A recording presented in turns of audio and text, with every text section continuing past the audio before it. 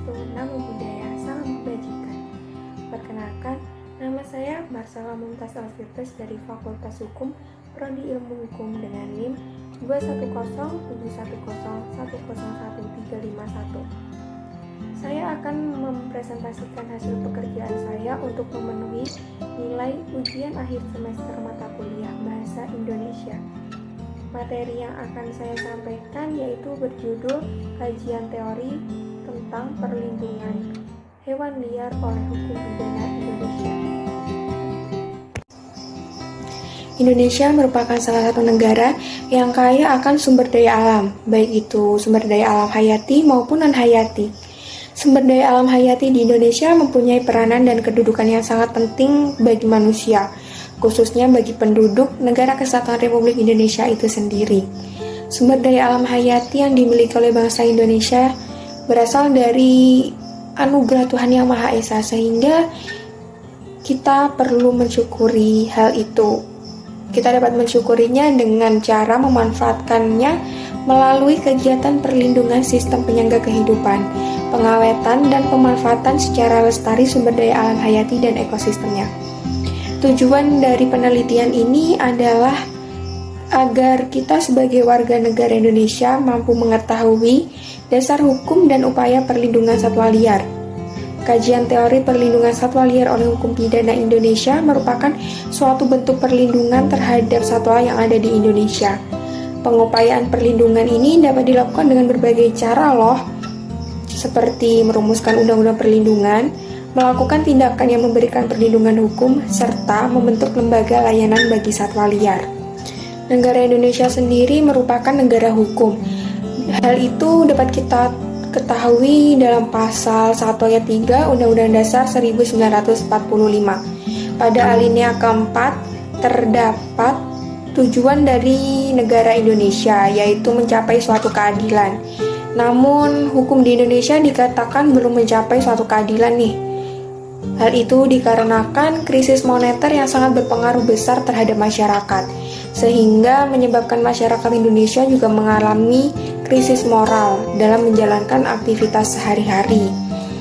Hal tersebut dapat dilihat dari semakin banyaknya masyarakat yang melakukan suatu tindak pidana. Hukum memiliki kekuasaan tertinggi dalam suatu negara, tetapi kok masih ada saja orang yang menentang hukum, seperti dengan melakukan kejahatan terhadap hal-hal yang dilindungi oleh hukum pidana. Contohnya, tindak pidana pada perusakan ekosistem satwa di Indonesia. Perlindungan jenis satwa atau hidupan liar itu diatur dalam instrumen hukum internasional seperti Convention of International Trade in Endangered Species of Wild Fauna and Flora tahun 1973 dan juga diatur pada Undang-Undang Nomor 5 tahun 1990 tentang konversi sumber daya alam hayati dan ekosistem. Selain itu, peraturan pelaksanaan lainnya yang mengatur perlindungan jenis satwa liar di Indonesia juga banyak.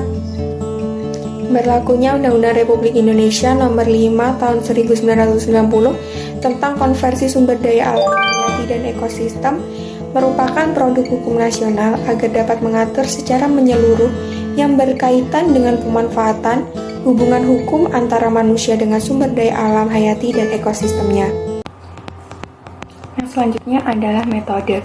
Pada penelitian ini, penulis akan mengkaji mengenai dasar-dasar hukum perlindungan satwa liar serta upaya perlindungan satwa liar di Indonesia dengan tujuan dan manfaat untuk mengetahui dasar-dasar perlindungan satwa liar sesuai dengan undang-undang yang berlaku serta menambah wawasan bagi pembaca terkait upaya apa saja yang harus dilakukan untuk melindungi satwa liar. Metode penelitian yang kami gunakan adalah metode penelitian kuantitatif dengan melakukan survei. Penelitian kuantitatif sendiri adalah metode penelitian yang digunakan untuk mendapatkan data yang terjadi pada masa lampau atau saat ini. Selanjutnya adalah hasil dan pembahasan. Peneliti melakukan upaya-upaya untuk mencegah terjadinya pertambahan satwa liar yang terancam punah pada tahun-tahun berikutnya. Upaya yang dilakukan yaitu dengan menegakkan hukum serta pencegahan. Yang akan saya bahas pertama yaitu dasar hukum perlindungan satwa liar. Saat ini, jenis satwa atau hidupan liar diatur dalam instrumen hukum internasional, seperti Convention on International Trade in Endangered Species of Wild Fauna and Flora tahun 1973, Undang-Undang Nomor 5 tahun 1990 tentang konservasi sumber daya alam hayati dan ekosistemnya, dan peraturan pelaksanaan lainnya mengatur perlindungan jenis satwa atau hidupan liar di Indonesia. Ketentuan pidana oleh pelanggar terdapat pada 1. Pasal 302 KUHP yang berbunyi, pelanggar diancam pidana penjara paling lama 3 bulan karena melakukan penganiayaan ringan terhadap hewan. Jika perbuatan itu mengakibatkan hewan 3 sakit lebih dari seminggu, atau cacat atau menderita luka-luka berat lainnya, atau mati, diancam dengan pidana penjara paling lama 9 bulan. Yang kedua, pada Undang-Undang Nomor 5 tahun 1990 tentang konservasi sumber daya alam hayati dan ekosistemnya. Pasal 40 ayat 1 berbunyi, barang siapa dengan sengaja melakukan pelanggaran terhadap ketentuan sebagaimana dimaksud dalam pasal 19 ayat 1 dan pasal 33 ayat 1 dipidana dengan pidana penjara paling lama 10 tahun dan denda paling banyak 200 juta rupiah. Yang kedua yaitu pasal 40 ayat 2 yang berbunyi, barang siapa dengan sengaja melakukan pelanggaran terhadap ketentuan sebagaimana dimaksud dalam pasal 21 ayat 1 dan 2 serta pasal 33 ayat 3 dipidana dengan pidana penjara paling lama 5 tahun dan denda paling banyak 100 juta rupiah.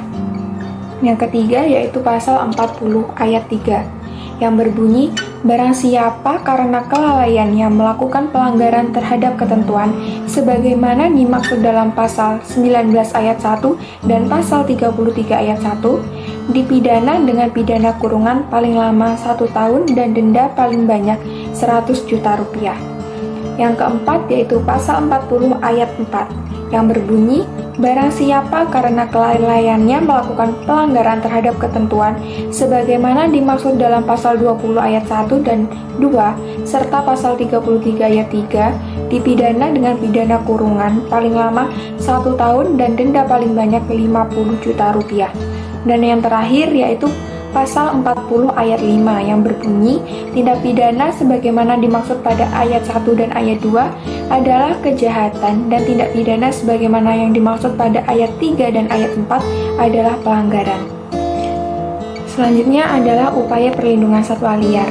Pemerintah Indonesia menetapkan bentuk perlindungan satwa liar ke dalam 2 macam, yaitu perlindungan di lokasi tempat tinggal satwa liar atau yang biasa kita sebut in situ, dan perlindungan di luar lokasi tempat tinggal satwa atau yang biasa kita sebut ex situ. Konservasi in situ dilakukan dengan membuat suaka alam. Apa sih yang dimaksud dengan suaka alam itu? Suaka alam adalah perlindungan suatu kawasan berupa kekayaan alam yang isinya meliputi pemeliharaan, penelitian, pendidikan, wisata, rehabilitasi kawasan, dan pengamanan segala aset yang berada dalam kawasan perlindungan. Contoh dari konservasi in situ adalah Taman Nasional Ujung Kulon, Taman Nasional Komodo, dan Taman Nasional Burung Gede, Pangrango, Jawa Barat. Yang kedua yaitu konservasi ex situ. Konservasi ex situ ini merupakan konservasi yang melindungi spesies tumbuhan dan hewan langka dengan mengambil dari habitat yang tidak aman atau terancam dengan ditempatkan ke perlindungan manusia. Contoh dari konservasi ex situ sendiri adalah kebun botani, kebun raya, dan taman safari. Selanjutnya, kesimpulan.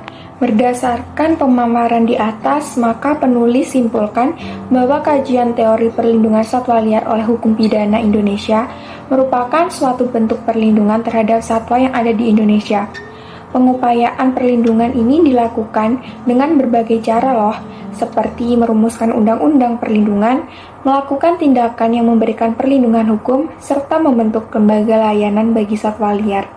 Harapannya, semoga pada tahun-tahun berikutnya tidak ada lagi satwa yang terancam punah atau hampir punah ya. Mari kita sama-sama untuk melestarikan ekosistem yang ada di negara Indonesia ini. Baiklah, itu saja presentasi yang dapat saya sampaikan mengenai kajian teori tentang perlindungan satwa liar oleh hukum pidana Indonesia. Semoga dengan presentasi ini kita semua dapat lebih peduli terhadap sumber daya alam hayati dan ekosistem